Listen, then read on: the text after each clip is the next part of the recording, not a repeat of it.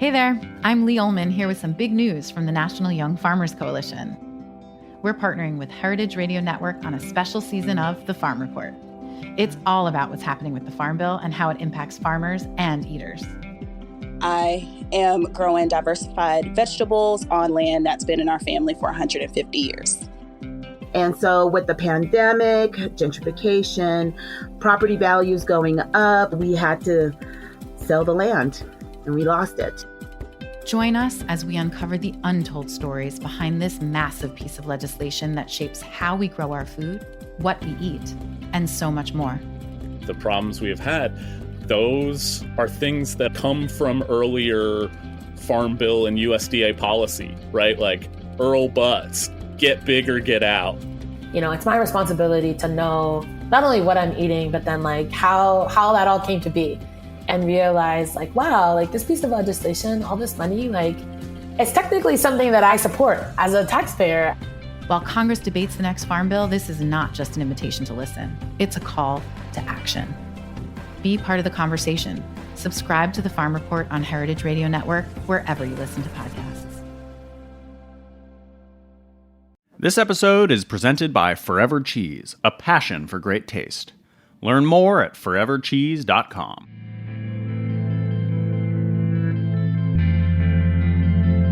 Welcome to Processing, a show about the intersection between food and grief, with your hosts, Sara Tangora and Bobby Conforto.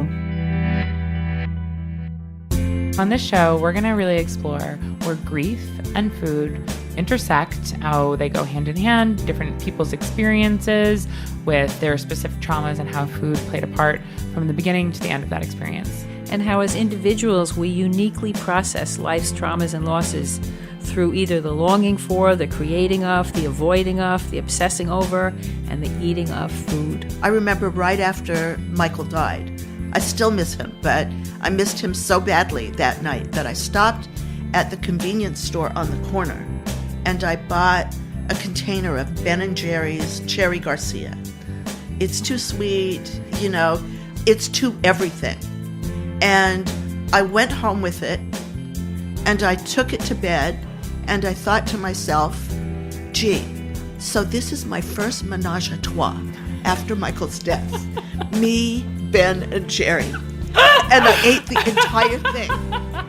What do you think your relationship to food was during times of crisis? I think that my sister and I use food to reward ourselves. I wish I had something more interesting to say, but definitely like spaghetti and meatballs and chocolate cake. My mom still can't eat rucola. It makes her too sad.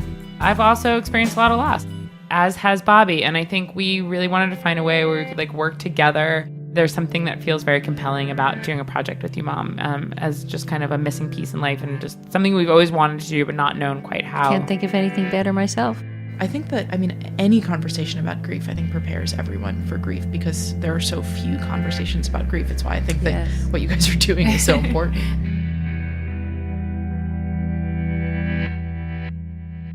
Hello, and welcome to Snacky Tunes. I'm one half your host, Greg Bresnitz. On today's show, we're joined by Oliver and Sasha Zabar, the third-generation brothers of the legendary grocery name. They join us to talk about continuing and evolving their family legacy through different projects such as their owned and operated cocktail bar Devon in the Lower East Side. The cocktail bar maintains its legacy by sourcing ingredients from the family-run rooftop greenhouse on the Upper East Side. Later in the show, studio engineer Jeet sits down with feminist punk duo True Dreams for their second Snacky Tunes debut. They've recently dropped their debut album. Jeet sits with them to talk about what they've been up to, the new record, and hear a few songs live in the studio. So sit back, relax, and here's another episode of Snacky Tunes. We talk about food, we talk about music, with musical dudes, finger on the pulse, Snacky Tunes.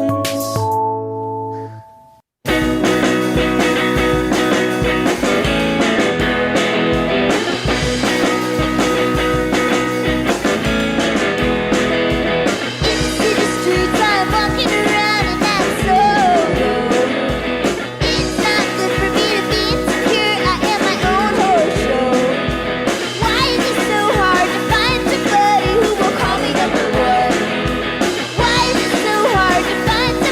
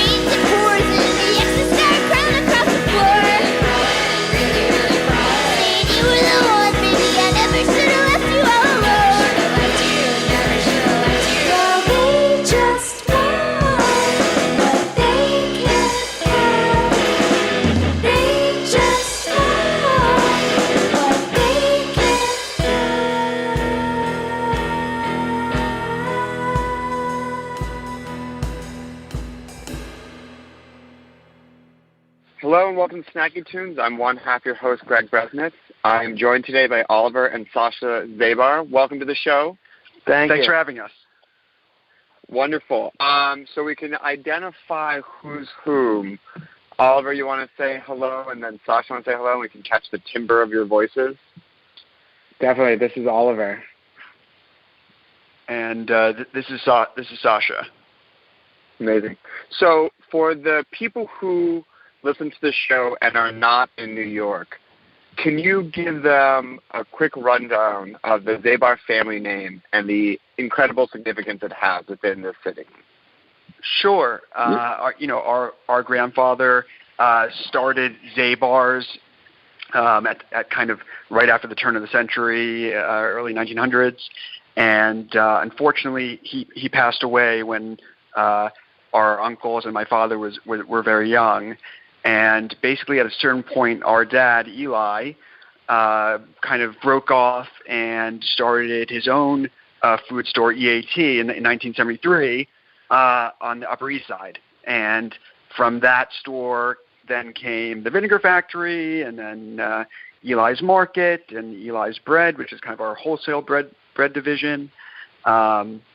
And so on and so forth. And we have now have kind of 10 to 11 locations, depending on how you count them. And then, that's kind of the Zabar, the quick Zabar story. And for the association with quality and the association of attention to detail with ingredients, what is it that you would say define as our family operation? What are some of the traits, regardless of where you go, that you will find?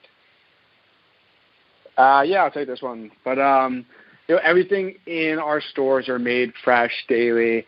We're lucky to have in a few of our stores, we actually have our own bakeries. So those are producing fresh pastries, breads, to order usually daily. There's a couple cycles throughout the day. So you can, if you walk in at the right time, you can usually get something hot right out of the oven.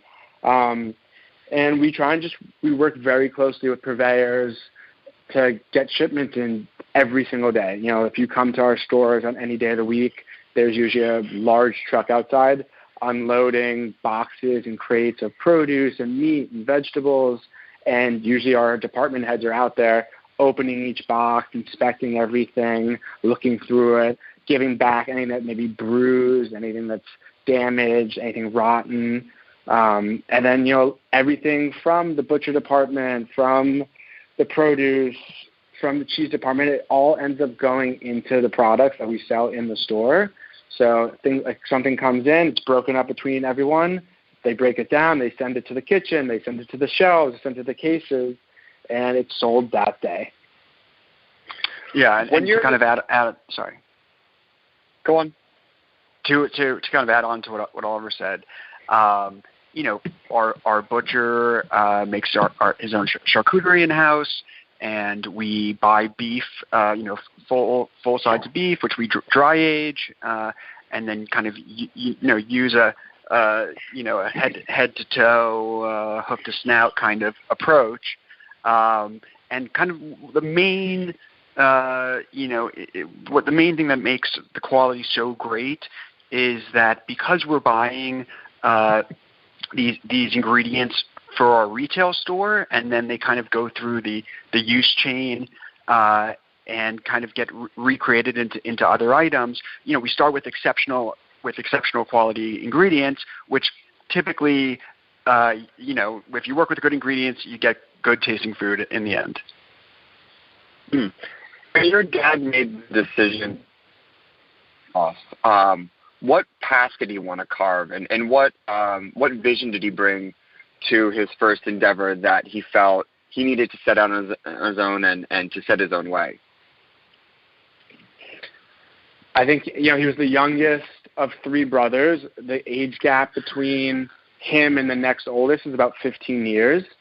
And I think, grew up a lot of times, but he grew up kind of very much as an only child. And so his interest, he spent a lot of time in the kitchen and tasting things by himself and cooking for himself. And then as a young man, he started going over to Europe. And when he was 18, he biked through Europe with his best friend. And I think he saw the quality that was being made overseas and the way people were eating and dining, and thinking back to New York, he realized it wasn't there. And everything at the original Zabars was kind of like your typical Jewish delicatessen, but nobody was bringing in olive oils from Italy and cheeses from France. And to him, it was really important that the world see how Europe has been eating for decades. Centuries. Century, millennium. So growing up must have given you both a unique perspective. I mean, you're surrounded by incredible food, world-class quality.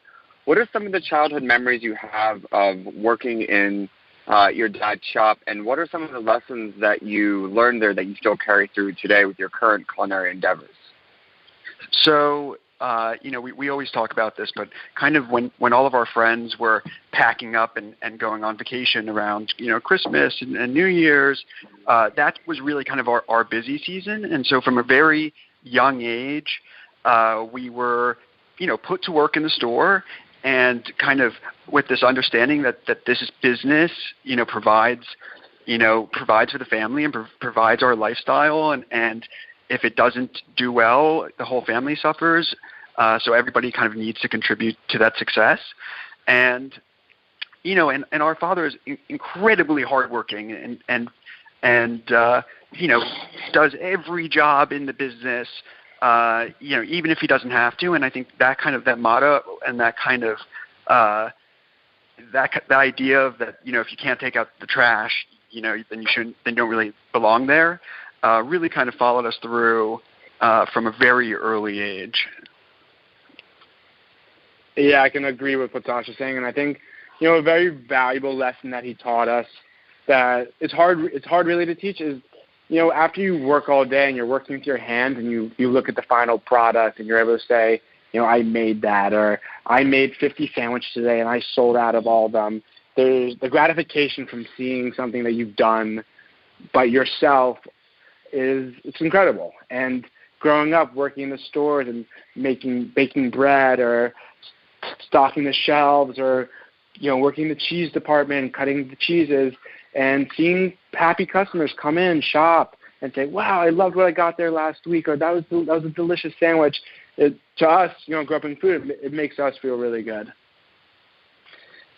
And most people would say that for family businesses, sometimes kids get the inside edge. But it sounds like your father was pretty tough. What were some of the positions that you've held, and how long did it take for you to become less an employee and more of a partner? Well, when we were very young, I'd say maybe 6, 7, 8, we were kind of put to work in each department, and I remember very clearly selling cheese and caviar during the holidays and being kind of the caviar runner because we didn't have an advanced security system, so someone would buy 4 ounces of caviar and someone would have to kind of run that up to the register so it didn't get stolen. And there was always this mentality that this is a family business, this is a partnership, but with that came the responsibility of you need to be in there and you need to be working. And I think when Oliver started night shift with my dad, that was kind of the first kind of change in attitude and kind of paradigm switch between us kind of working for him to now working together. Yeah, I mean, there was always this idea, like Sasha said, we're family. We do this together. There's 4 of us, and everyone works for the business. And I remember the days that we were very young. We were, running caviar. We were going out with the drivers and kind of jumping out at all the stops and dropping gift baskets or groceries. And we started at the very bottom. We started, taking out the trash and cleaning things up and kind of running around doing whatever the managers needed. And then I stepped away and was working in hospitality for other people in New York. And I remember I got a call from him saying, "Hey, I'm taking a space on 79th and 3rd. And I think it'd be great if we did a really cool, interesting bar. And I would like you to come back and rejoin the business and kind of create your vision of what the Upper East Side could use in sense of a fun, interesting bar. And I was kind of, I was like, I'm happy where I am. I like what I'm doing. But the sense of working with my dad, who I find to be incredibly smart and such a hard worker, it was hard to say no. And the opportunity was great. So I came back to work for the family business. And I think that started this real idea of what can we do to keep growing the business and how can the next generation, being Sasha and I, help push everything forward. It's interesting. So night shift started in 2015. Then you went on to open Broome Street Bakery with your dad in 2019. But in those interim years, did you pitch him other ideas that he politely turned down, or not that politely turned down? Did you have a running list of different options, or was it just a natural, organic from one family expansion business to the next? It was organic. I mean, before Broome Street Bakery was actually our newest cocktail bar restaurant called Devon, which is right next door to Broome Street. So next to Broome Street Bakery. And I've been at night shift, and we were kind of like rounding our 3-year mark, and things were going really well, and people loved it. And I'd always said to my dad, if this goes really well, can we open a bar downtown? That's really my dream. I just helped you execute this project, but I'd really like to do something downtown, and I think we don't have a presence down there. Can we take that next step? And in the first kind of year of night shift, it was like, yeah. The second year, it was like, oh, okay, well, let's talk about it. In the third year, I was like, great, let's start looking for spaces. Let's see what's out there. And we opened Devon. And, it's on 252 Broome Street, and it's a very kind of cool, mid-century, modern designed cocktail bar with a really good, solid, well-rounded menu of bites and kind of a couple bigger share plates. And the idea was always that there's going to be a bakery aspect of the bar. There's going to be a daytime and a nighttime. And we were looking at spaces where they could be put it as one. And there were some spaces we looked at where maybe we're going to take a space next door. And then when we finally landed on the space, the landlord had an empty storefront next door that was the perfect size. And we kind of made a deal with them. Said, why don't we just take both, and we'll figure out what to put in the next one. But it's going to be some sort of bakery concept. Got it. We're going to take a quick musical break, play a song from the archives, and be back with Oliver and Sasha Zabar on Snacky Tunes.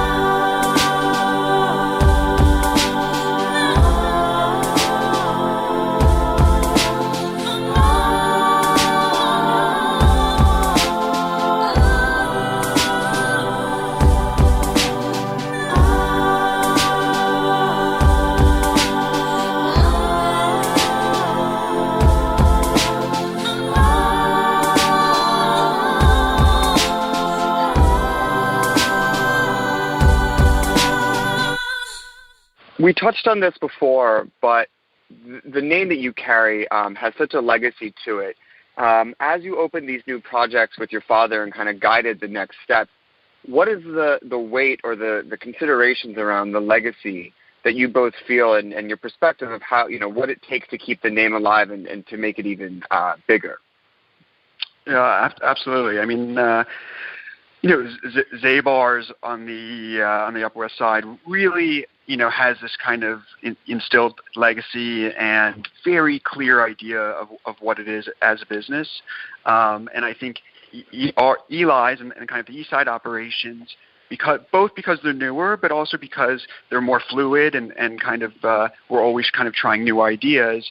We do have to be very careful about the image and about maintaining the quality and maintaining the kind of homegrown projects that we take on. And certainly, over the last 10 years, the food scene in New York has drastically changed with Whole Foods and Trader Joe's and Amazon and getting paper towels in 2 hours that you ordered online. And so, finding how we fit into this kind of changing, New York food scene, and especially as kind of some of the old guard, go out of business, like Dean DeLuca and even, Fairway, which has gone through a bankruptcy. Staying true to our core values, which is really the focus on quality, focus on making everything in-house, and kind of turning that corner and really becoming, the legacy business that we think of ourselves as.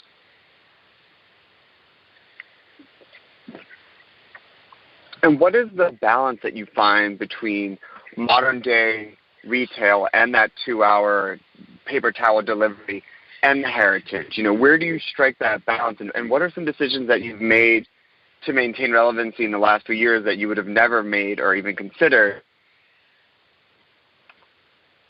Yeah, I mean, I think that there's still that joy and experience of going and shopping in one of our stores where you come in and people know your name. And if they don't know your name, they learn your name. And you kind of work through each department with the people working there. And they're all very educated on the product.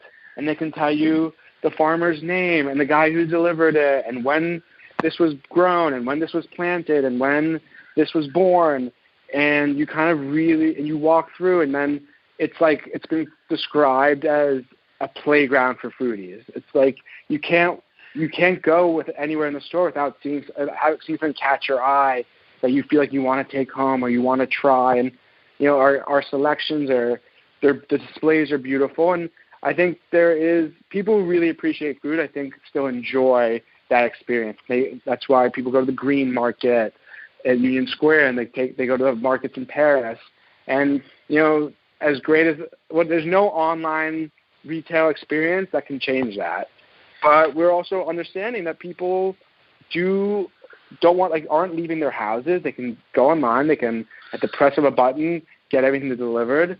So we're making a bigger push to kind of be able to get our products to people quicker through, using companies like Goldbelly and updating our website and do our gift basket business, trying to still get our products in your home, but have the same experience of shopping with us that it would as if you were coming to our store. And we still have a huge home shop department. We have an office dedicated to taking calls from our customers who are calling in to place dinner orders, grocery orders, anything for that day. And then they go downstairs and they hand shop it for them. And some of these people have been with us 15, 20 years. They know everyone's name.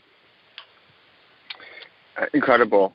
One of the other things, too, that is a beautiful touch is your greenhouse on the Upper East Side. How long have you had it? How big is it? How does it service your restaurant and bar, cafe, and markets? And who runs it?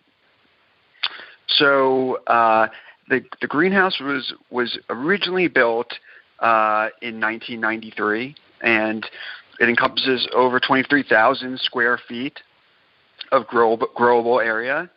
And we grow year-round. We grow a lot of kind of baby lettuces and heirloom tomatoes, strawberries, lemons, figs, and kind of every herb you can imagine.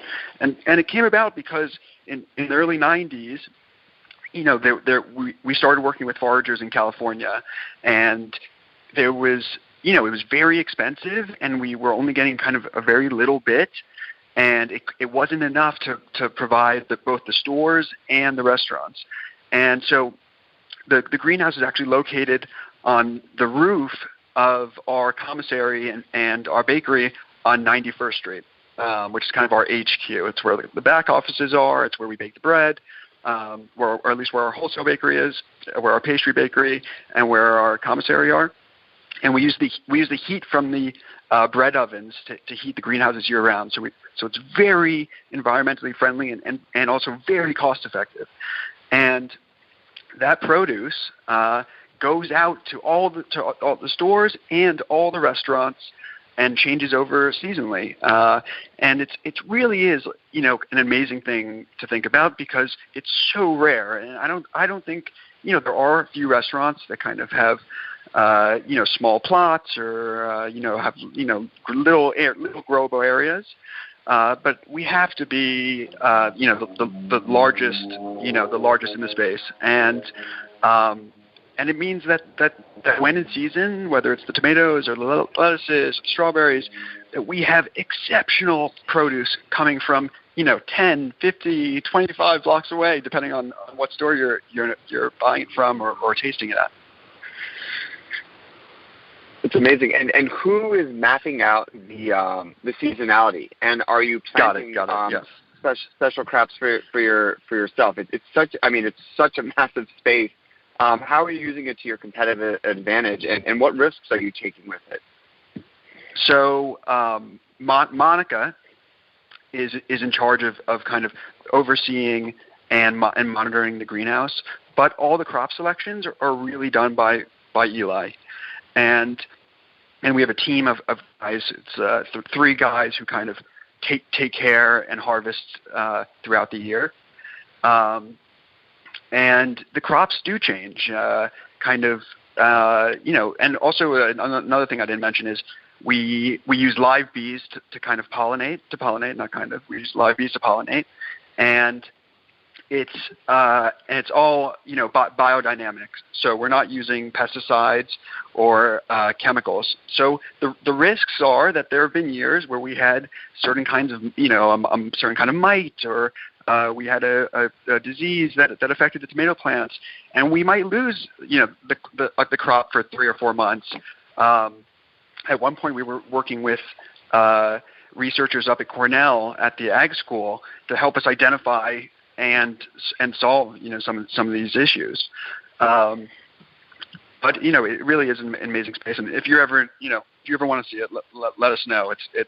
It's really a sight to behold. Amazing. So Snacky Tunes is a show hosted by 2 brothers, and we always love when we find siblings that work together, but it's very rare that we have intergenerational working. What are some of the hard lessons learned of working with your father for the years, especially for leaving and then coming back into the fold? Well, it's hard to work in a family business always. There's always a lot of opinions on the table, and especially working with our father in particular, it's very much kind of his way or the highway. He's open to ideas, he listens to everyone, but at the end of the day, he's going to do what he wants to do. And it can be really frustrating when, we have ideas that we think are really good for the company or trying to push things forward, and they get shot down, or it's just such an uphill struggle to get anything done or get the idea through to him. You kind of can go home at the end of the night and put your head in your hands and be like, what am I doing? Why did I come back here? But I think for me, at least, leaving and kind of seeing what else was out there and working for other people, it made me realize how important that the brand that we have is, and the brand recognition that we have, and that people trust us and still come to us for everything. So coming back to work for him, I also realized that the way he does things while sometimes don't always make sense, at times are genius. So I think for me it was good to step back to see some other things and come back and try and work with him to push everything forward. But working with Sasha, it's good. We don't always agree on everything, but I think everything we do is for the greater good of the company or the greater good of the project we're working on. And I think we both have strengths in different areas. So I was working with my dad a couple of years before Sasha decided to come back. So having him back, to me, a lot of times feels like I have an ally in whatever argument or someone else to bounce ideas off of, and I'm not really alone anymore. Yeah. Also, I don't know if you know this, but we're twins, and so back to your, that you like having guests on who are family members, but we're for all intents and purposes the same age and grew up together, and every emotion you can think of, you go through working with a family business, but it can be an incredibly rewarding experience as well. And when things work out and it involves kind of the entire family pulling their weight, it's incredibly rewarding and worth it. Amazing. Well, I want to thank you both for joining us on the show. Where can people find you? How can they find your 11 or 12, depending who you ask, establishments, eat, drink, shop, home goods, roof garden? How do they find you? The first place to go would probably be elizabar.com. And then from there, those have links that will take you to, our gift baskets, our home shopping, all our different restaurants, our wine store, Eli's List, which is curated all old world, great selection at very great prices. And then you can also find Devon and Broome Street Bakery. Both have their own Instagram. It's Devon NYC and just Broome Street Bakery. And you can find those two places both at 252 Broome Street between Orchard and Ludlow and 254 Broome Street. So right next door to each other. And for everything else, the website kind of has everything you need to know. Yeah, Broome Street Bakery, www.broomestreetbakery.com and www.devonnyc.com. devonnyc.com. Well, thank you both. We're going to take a quick musical break, play another song from the archives, and we'll be back with the second half of Snacky Tunes here on Heritage Radio Network.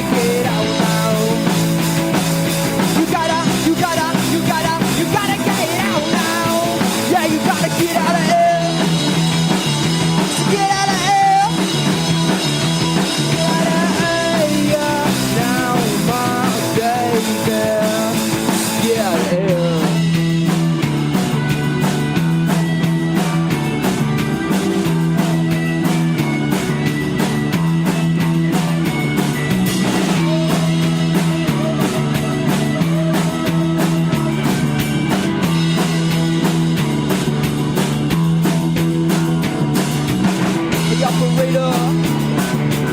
Connect my phone. Trapped in my ear. Can you break this wall? I think they could. So here's me. They're coming up. They're gonna take it all. You gotta get out, gotta get out, gotta get out now. You gotta get out now.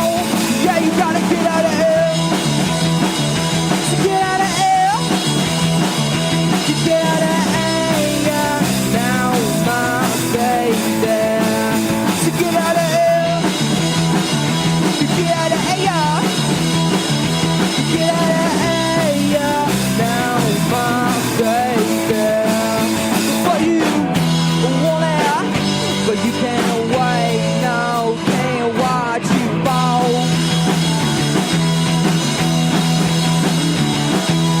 Can't watch you fall. Uh-oh, so get out of here. You get out of here. You get out of here. You get out of here. This episode is presented by Forever Cheese, a passion for great taste. Forever Cheese sources a curated collection of unique cheeses and specialty foods from Italy, Spain, Portugal, and Croatia. They have pioneered numerous important products that are now integral to today's market, including many under their brand Matika.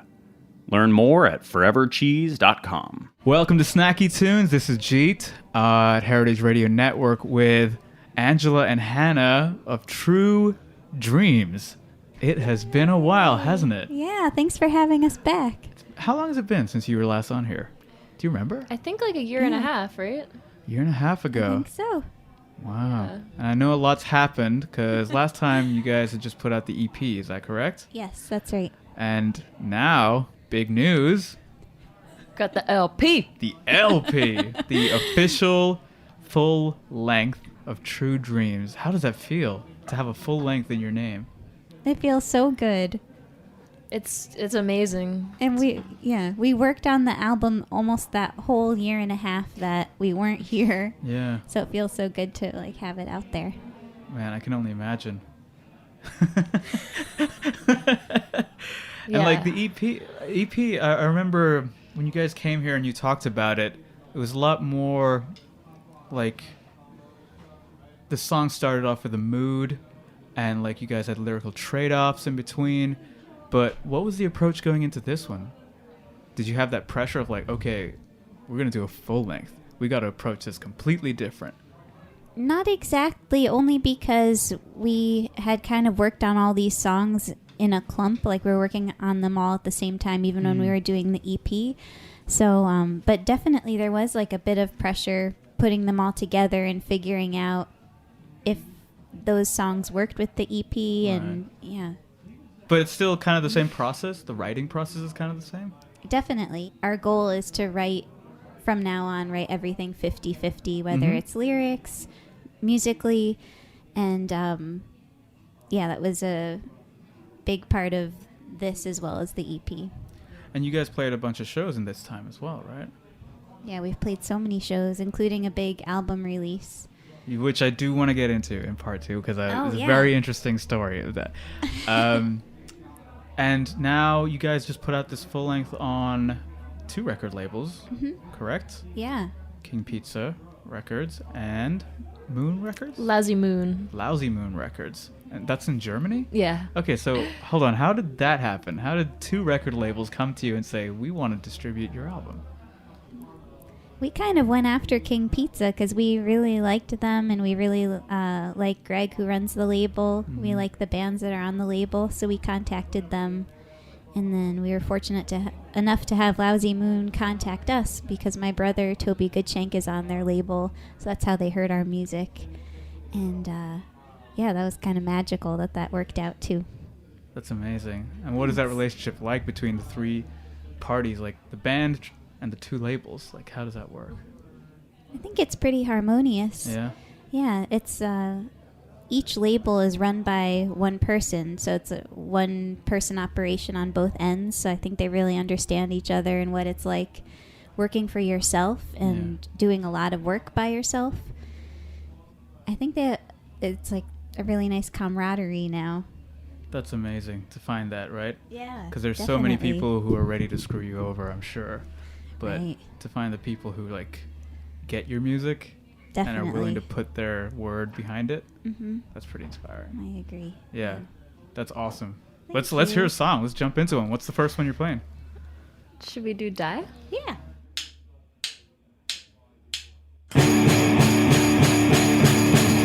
Do you want to die?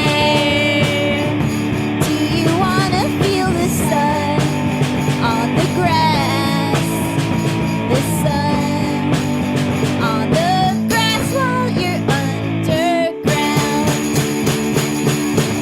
Do you want to feel the light? Do you want to feel the weight of my lips? The weight of my hips while you're under me. And I know that when we're close and our knees touch, well, I know it's just another accident. These feelings got me in a rush. So if you could come and see me now, take away the pain of not being touched. Do you want to die? Do you want to feel the sun on the grass? Oh, the sun on the grass while you're underground. Let's jump into Alphaville and the release party. Whose idea was this for painting the bloody eyes and doing the cassette giveaways? Like, where did all this come from?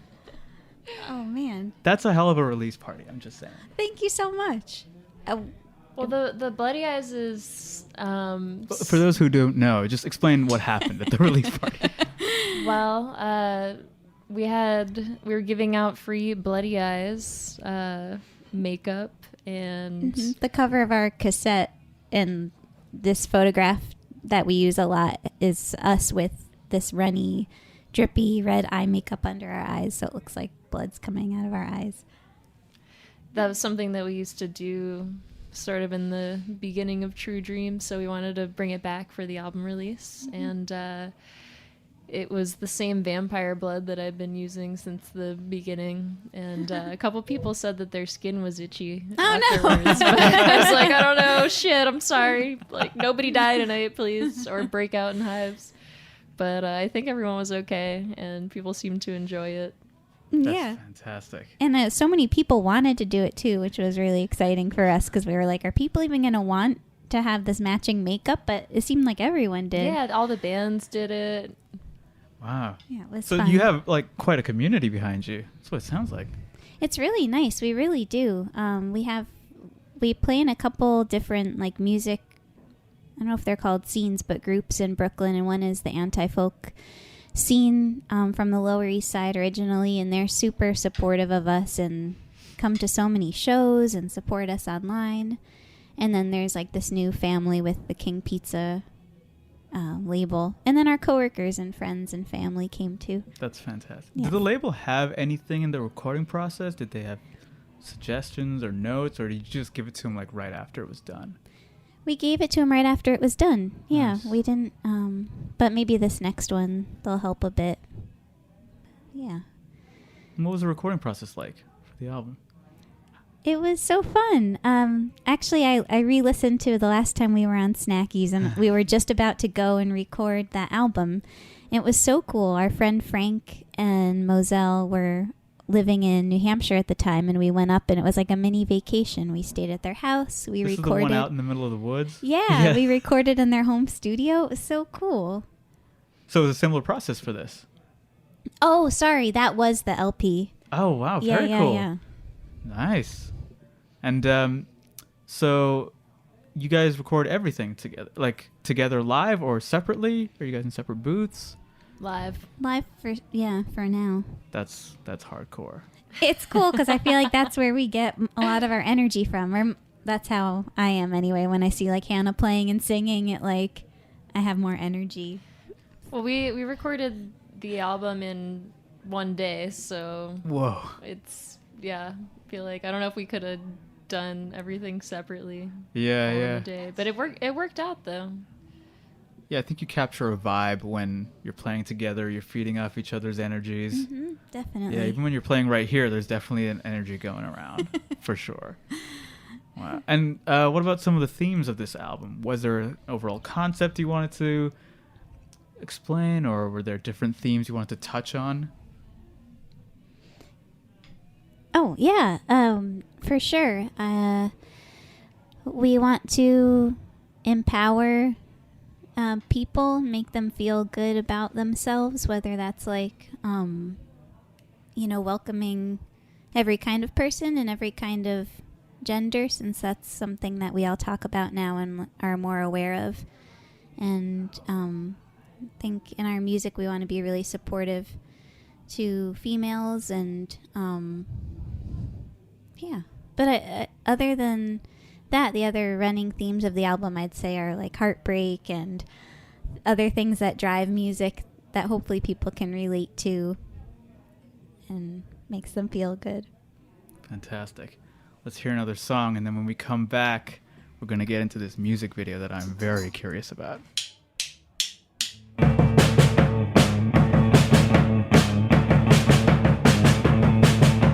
What is it that you're running from? The scum, the scum. Go buzz around another room. I'm done, I'm done. You sleep with your friends and you lie to yourself. You're selfish, you're selfish. But I'm not gonna pretend that I'm helpless. I can't take it anymore.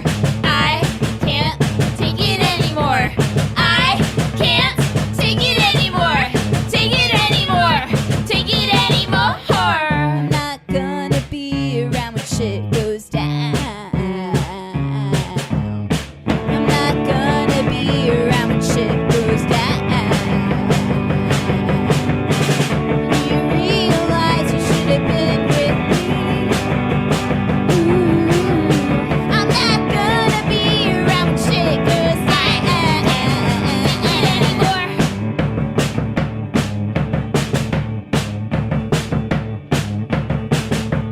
Around with your friends, you pretend. Your eyes go blind, lead pipe to the sky. You sound like such an ass, your mouth filled with glass. What is it that you're running from? The scum, the scum. Go buzz around another room. I'm done, I'm done.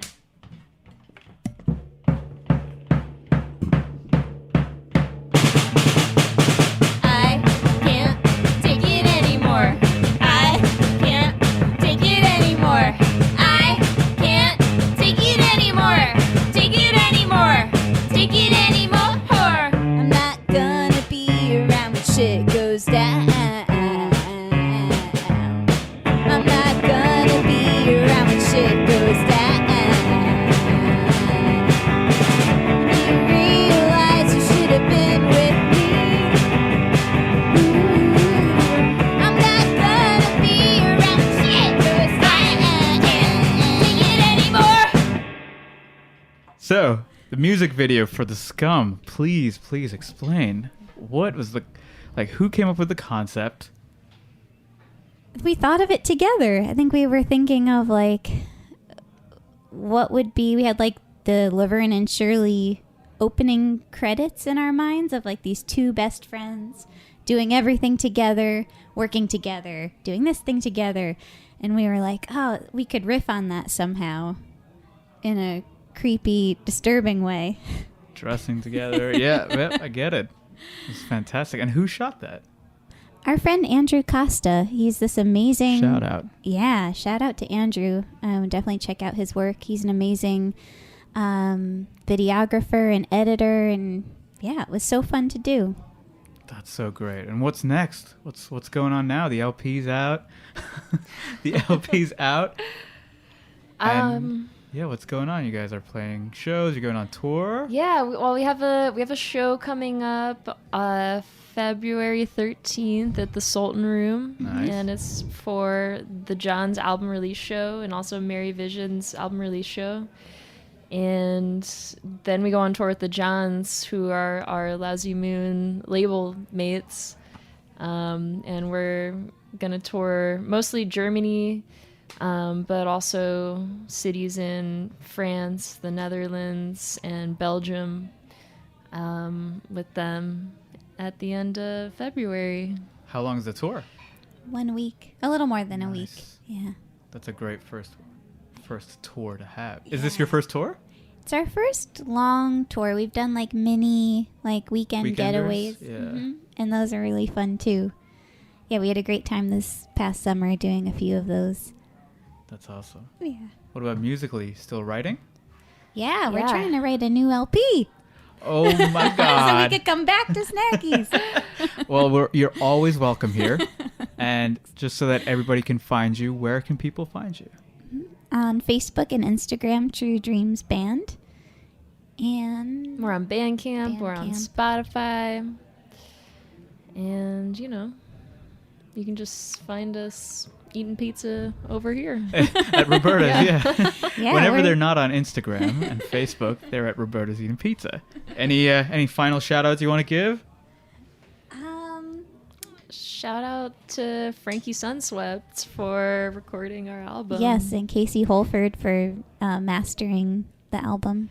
And Greg Hansen, who manages King Pizza, and Bernard. I'm not going to try and pronounce his last name because it's crazy, but Boohoo. He goes by the name of Boohoo, and he runs Lousy Moon. So thanks a lot for supporting us. Yeah, and thanks to Jeet and this Greg for having us. We're so happy to be here. Awesome. True Dreams on Snacky Tunes. What's the last song you're playing for us? This one's called Get in the Van. It's a tour song. It's for our next tour.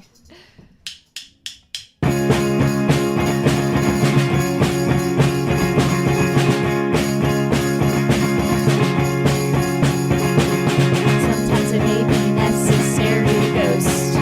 Wait for a stroke of luck. My friends understand where the punch is poison, the shrimp is spoiled, thoughtless, thankless, shameless. Ask me if I care. Ask me if I dare to do drugs. I don't have to, but I will. I'm filled with all these new things I haven't had the time to sing. I don't need it. I want it every time I saw it. Every time I saw it. When it's springtime and I knew I'll run far away from you. I'll run far away from you.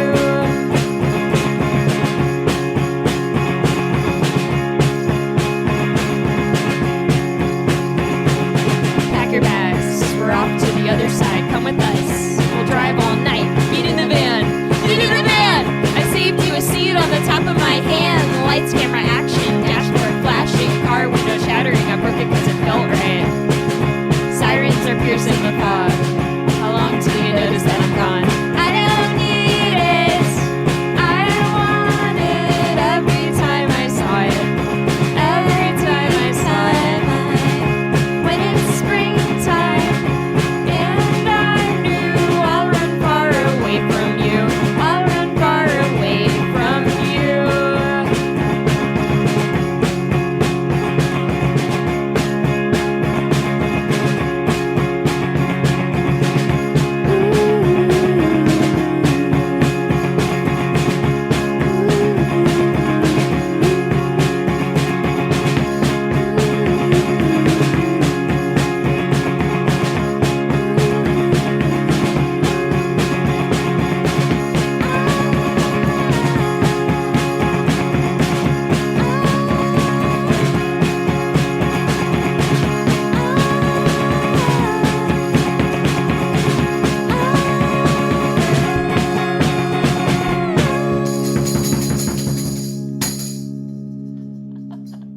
We talk about food, we talk about music with musical dudes.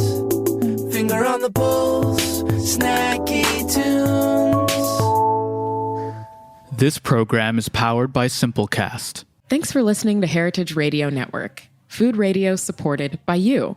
For our freshest content and to hear about exclusive events, subscribe to our newsletter. Enter your email at the bottom of our website, heritageradionetwork.org. Connect with us on Facebook, Instagram, and Twitter at heritage_radio. Heritage Radio Network is a nonprofit organization driving conversations to make the world a better, fairer, more delicious place. And we couldn't do it without support from listeners like you. Want to be a part of the food world's most innovative community? Rate the shows you like, tell your friends, and please join our community by becoming a member. Just click on the beating heart at the top right of our homepage. Thanks for listening.